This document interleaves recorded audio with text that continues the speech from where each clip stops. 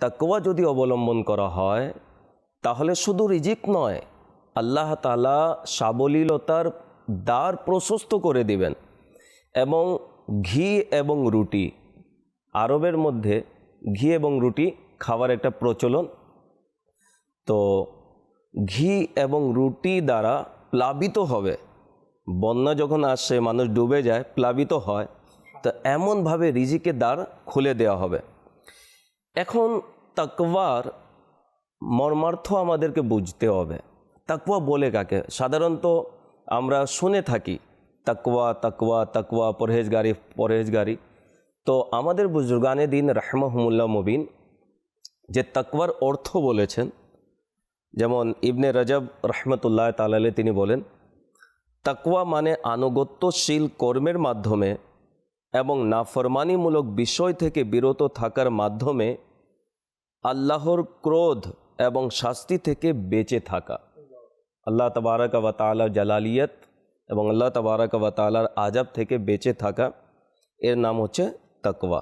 ইমাম কুশারি তিনি বলেন, প্রকৃত তাকওয়া হলো শিরক থেকে বেঁচে থাকা, তারপর অন্যায় ও অশ্লীল বিষয় পরিত্যাগ করা, অতঃপর সংশয়পূর্ণ বিষয় থেকে বিরত থাকা, এরপর অনর্থক আজে বাজে বিষয় বর্জন করা। প্রকাশ্যে পাপের কাজ পরিত্যাগ করার নাম তাকওয়া নয়, বরং গোপন প্রকাশ্য সব ধরনের পাপের কাজ পরিত্যাগ করার নামই আসল তাকওয়া। যেমন নবী পাক সাল্লাল্লাহু তাআলা আলাইহি ওয়া সাল্লাম ইরশাদ করেন, তিরমিজি শরীফের হাদিস, তুমি যেখানেই থাকো না কেন আল্লাহকে ভয় করো।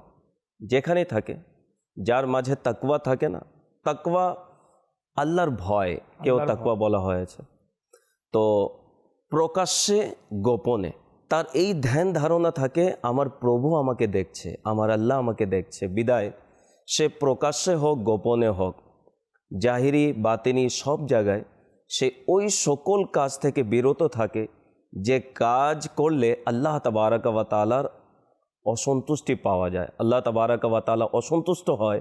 বিদায় একজন মুমিন নিজেকে সে সকল গুনাহ থেকে বাঁচিয়ে রাখে। এবং বলা হচ্ছে তাকওয়া হচ্ছে ওই কাজ থেকে বিরত থাকা যে কাজ আল্লাহ তাআলা নিষেধ করেছেন, সেটাও তাকওয়ার অন্তর্ভুক্ত।